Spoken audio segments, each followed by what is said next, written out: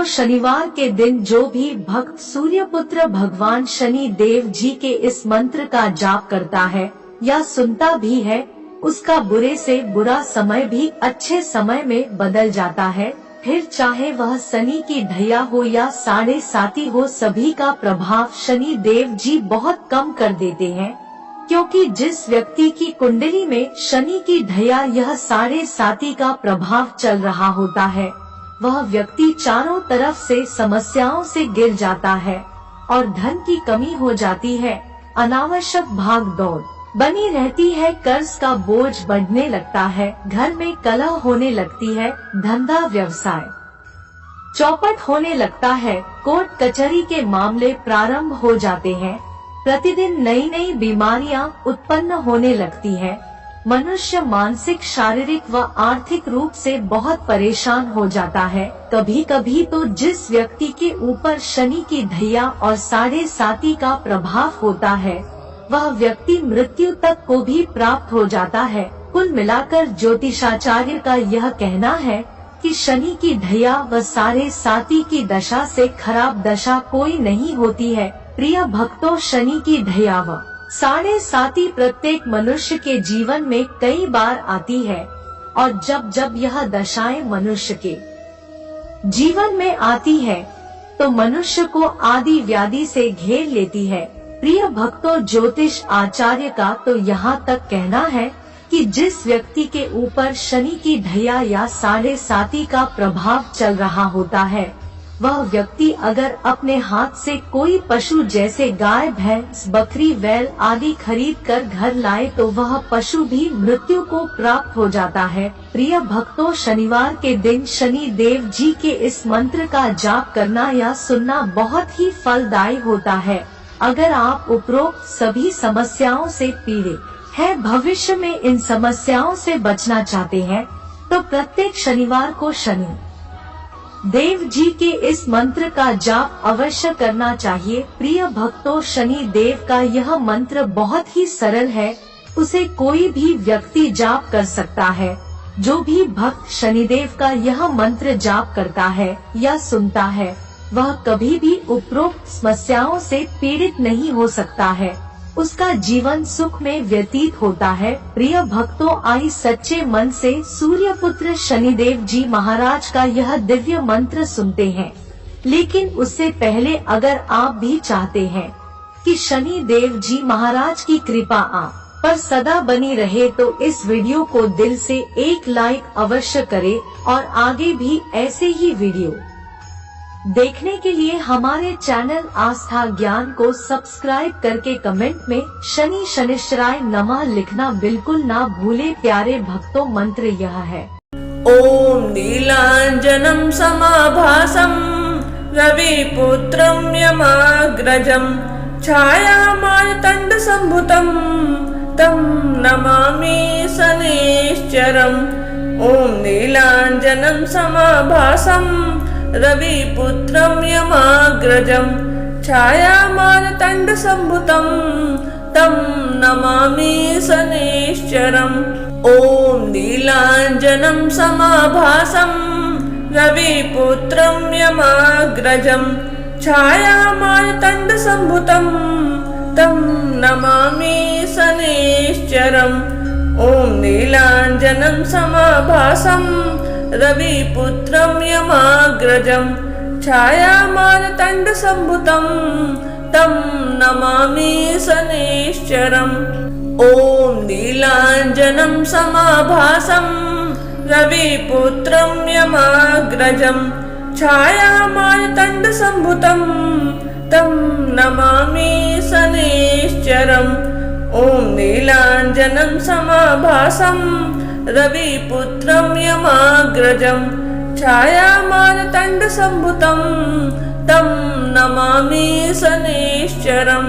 ओम नीलांजनम समाभासम रविपुत्रम यमाग्रजम छायामार्तंड संभुतम तम नमामि शनिश्चरम। ओम नीलांजनम समाभासम रविपुत्रम यमाग्रजम छायामार्तंड संभुतम तं नमामि शनिश्चरम्। ॐ नीलाञ्जनं समाभासं रविपुत्रं यमाग्रजं छायामार्तण्डसम्भुतं तं नमामि शनिश्चरम्। ॐ नीलाञ्जनं समाभासं रविपुत्रं यमाग्रजं छायामार्तण्डसम्भुतं तं नमामि शनिश्चरम्। ॐ नीलाञ्जनं समाभासं रविपुत्रं यमाग्रजं छायामार्तण्डसम्भुतं तं नमामि शनिश्चरम्। ॐ नीलाञ्जनं समाभासं रविपुत्रं यमाग्रजं छायामार्तण्डसम्भुतं तं नमामि शनिश्चरम्। ॐ नीलाञ्जनं समाभासं रविपुत्रं यमाग्रजं छायामार्तण्डसम्भुतं तं नमामि शनिश्चरम्। ॐ नीलाञ्जनं समाभासं रविपुत्रं यमाग्रजं छायामार्तण्डसम्भुतं तं नमामि शनिश्चरम्। ॐ नीलाञ्जनं समाभासं रविपुत्रं यमाग्रजं छायामार्तण्डसम्भुतं तं नमामि शनिश्चरम्। ॐ नीलाञ्जनं समाभासं रविपुत्रं यमाग्रजं छायामार्तण्डसम्भुतं तं नमामि शनिश्चरम्। ॐ नीलाञ्जनं समाभासं रविपुत्रं यमाग्रजं छायामार्तण्डसम्भुतं तं नमामि शनिश्चरम्। ॐ नीलाञ्जनं समाभासं रविपुत्रं यमाग्रजं छायामार्तण्डसम्भुतं तं नमामि शनिश्चरम्। ॐ नीलाञ्जनं समाभासं रविपुत्रं यमाग्रजं छायामार्तण्डसम्भुतं तं नमामि शनिश्चरम्। ॐ नीलाञ्जनं समाभासं रविपुत्रं यमाग्रजं छायामार्तण्डसम्भुतं तं नमामि शनिश्चरम्। ॐ नीलाञ्जनं समाभासं रविपुत्रं यमाग्रजं छायामार्तण्डसम्भुतं तं नमामि शनिश्चरम्। ॐ नीलाञ्जनं समाभासं रविपुत्रं यमाग्रजं छायामार्तण्डसम्भुतं तं नमामि शनिश्चरम्। ॐ नीलाञ्जनं समाभासं रविपुत्रं यमाग्रजं छायामार्तण्डसम्भुतं तं नमामि शनिश्चरम्। ॐ नीलाञ्जनं समाभासं रविपुत्रं यमाग्रजं छायामार्तण्डसम्भुतं तं नमामि शनिश्चरम्।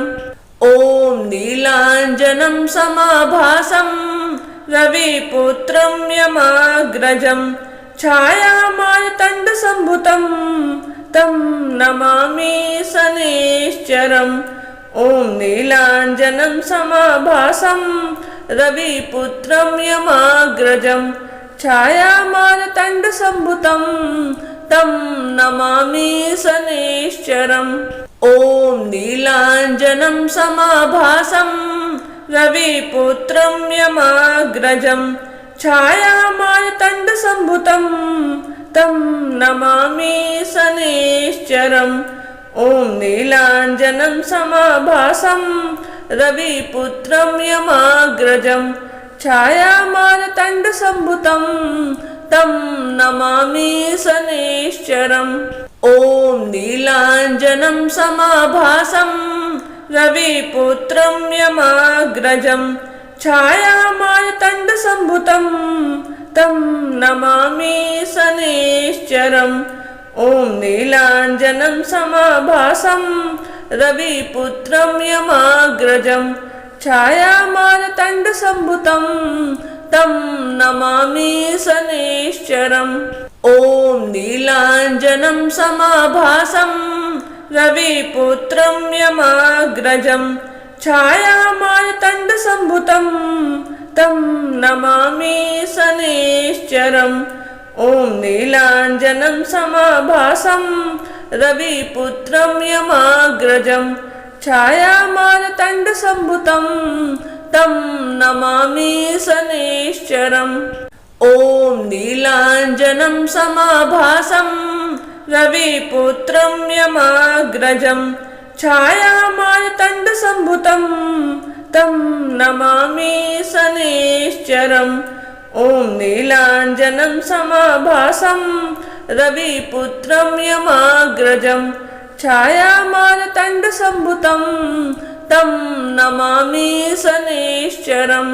ॐ नीलाञ्जनं समाभासं रविपुत्रं यमाग्रजं छायामारतण्डसम्भुतं तं नमामि शनैश्चरम्।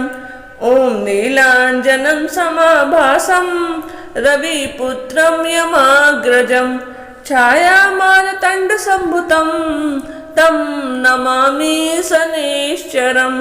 ॐ नीलाञ्जनं समाभासं रविपुत्रं यमाग्रजं छायामारतण्डसम्भुतं तं नमामि शनैश्चरम्। ॐ नीलाञ्जनं समाभासं रविपुत्रं यमाग्रजं छायामारतण्डसम्भुतं तं नमामि शनैश्चरम्। ॐ नीलाञ्जनं समाभासं रविपुत्रं यमाग्रजं छायामारतण्डसम्भुतं तं नमामि शनैश्चरम्। ॐ नीलाञ्जनं समाभासं रविपुत्रं यमाग्रजं छायामारतण्डसम्भुतं तं नमामि शनैश्चरम्। ॐ नीलाञ्जनं समाभासं रविपुत्रं यमाग्रजं छायामारतण्डसम्भुतं तं नमामि शनैश्चरम्। ॐ नीलाञ्जनं समाभासं रविपुत्रं यमाग्रजं छायामारतण्डसम्भुतं तं नमामि शनैश्चरम्। ॐ नीलाञ्जनं समाभासं रविपुत्रं यमाग्रजं छायामारतण्डसम्भुतं तं नमामि शनैश्चरम्। ॐ नीलाञ्जनं समाभासं रविपुत्रं यमाग्रजं छायामारतण्डसम्भुतं तं नमामि शनैश्चरम्। ॐ नीलाञ्जनं समाभासं रविपुत्रं यमाग्रजं छायामारतण्डसम्भुतं तं नमामि शनैश्चरम्। ॐ नीलाञ्जनं समाभासं रविपुत्रं यमाग्रजं छायामारतण्डसम्भुतं तं नमामि शनैश्चरम्।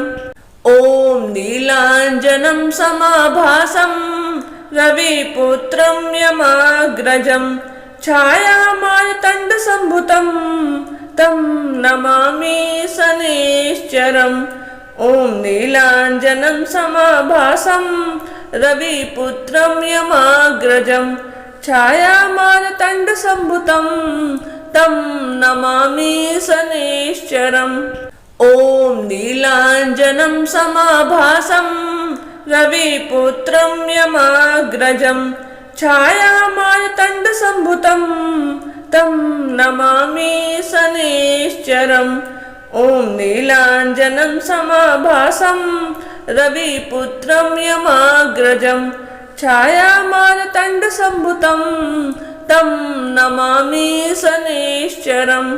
ॐ नीलाञ्जनं समाभासं रविपुत्रं यमाग्रजं छायामारतण्डसम्भुतं तं नमामि शनैश्चरम् ॐ नीलाञ्जनं समाभासं रविपुत्रं यमाग्रजं छायामार्तण्डसम्भुतं तं नमामि शनैश्चरम् ॐ नीलाञ्जनं समाभासं रविपुत्रं यमाग्रजं छायामार्तण्डसम्भुतं तं नमामि शनैश्चरम् ॐ नीलाञ्जनं समाभासं रविपुत्रं यमाग्रजं छायामार्तण्डसम्भुतं तं नमामि शनैश्चरम् ॐ नीलाञ्जनं समाभासं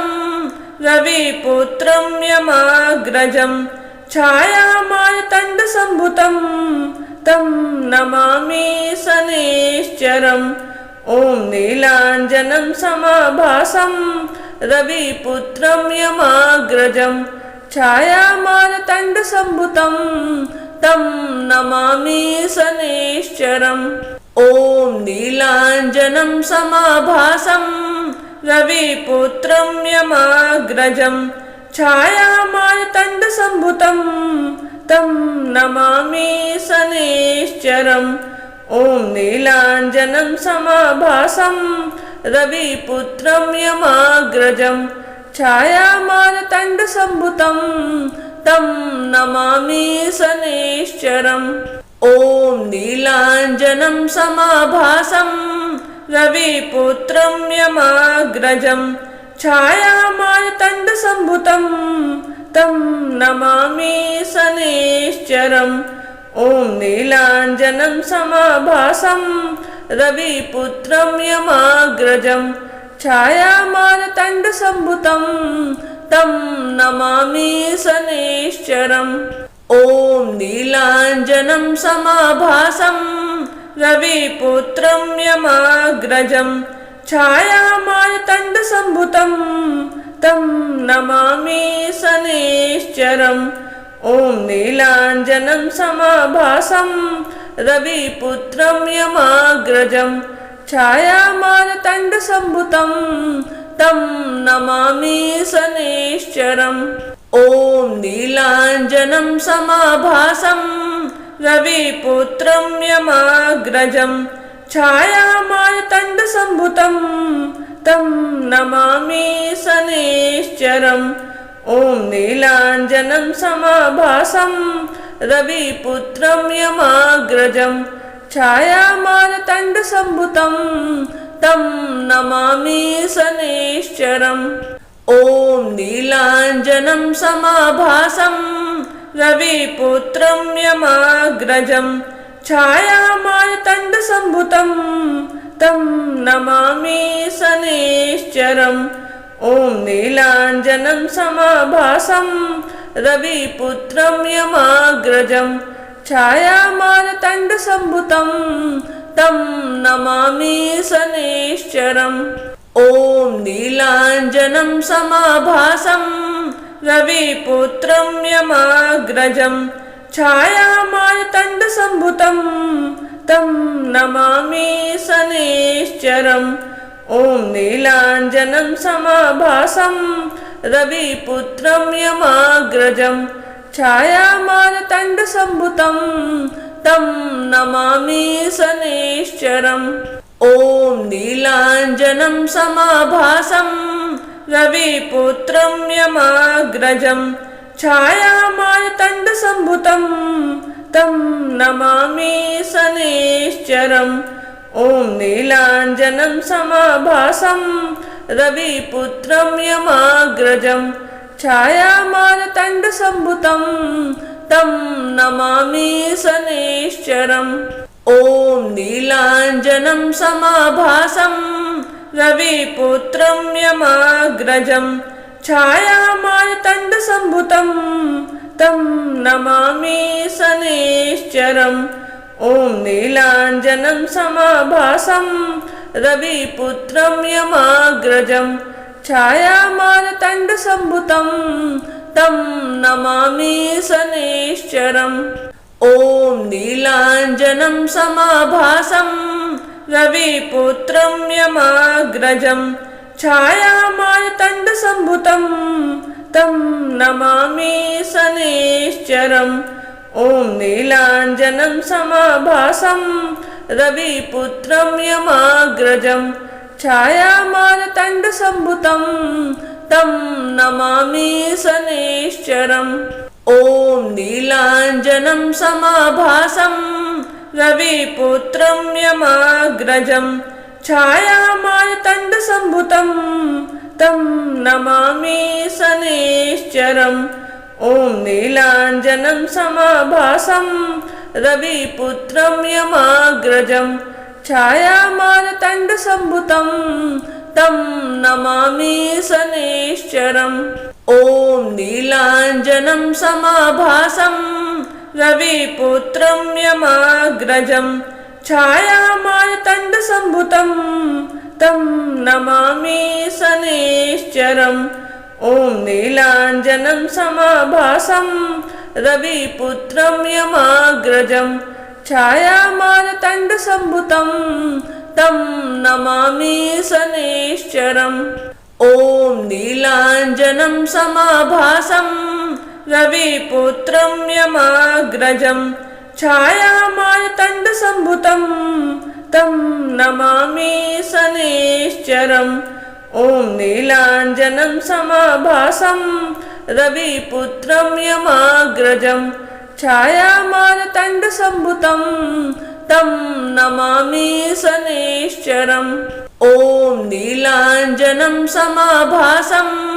रविपुत्रं यमाग्रजं छायामार्तण्डसम्भुतं तं नमामि शनैश्चरम् ॐ नीलाञ्जनं समाभासं रविपुत्रं यमाग्रजं छायामार्तण्डसम्भुतं तं नमामि शनैश्चरम् ॐ नीलाञ्जनं समाभासं रविपुत्रं यमाग्रजं छायामार्तण्डसम्भुतं तं नमामि शनैश्चरम् ॐ नीलाञ्जनं समाभासं रविपुत्रं यमाग्रजं छायामार्तण्डसम्भुतं तं नमामि शनैश्चरम् ॐ नीलाञ्जनं समाभासं रविपुत्रं यमाग्रजं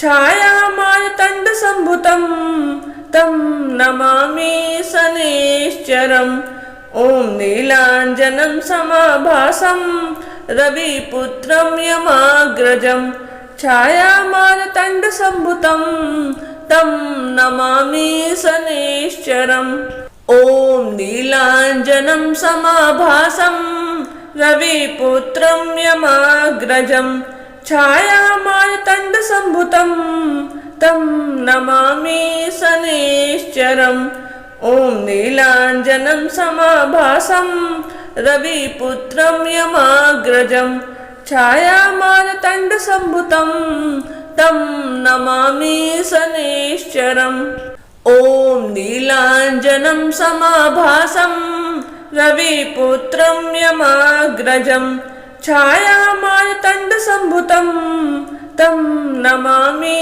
शनैश्चरम् ॐ नीलाञ्जनं समाभासं रविपुत्रं यमाग्रजं छायामार्तण्डसम्भुतं तं नमामि शनैश्चरम् ॐ नीलाञ्जनं समाभासं रविपुत्रं यमाग्रजं छायामार्तण्डसम्भुतं तं नमामि शनैश्चरम् ॐ नीलाञ्जनं समाभासं रविपुत्रं यमाग्रजं छायामार्तण्डसम्भुतं तं नमामि शनैश्चरम् ॐ नीलाञ्जनं समाभासं रविपुत्रं यमाग्रजं छायामार्तण्डसम्भुतं तं नमामि शनैश्चरम् ॐ नीलाञ्जनं समाभासं रविपुत्रं यमाग्रजं छायामार्तण्डसम्भुतं तं नमामि शनैश्चरम्।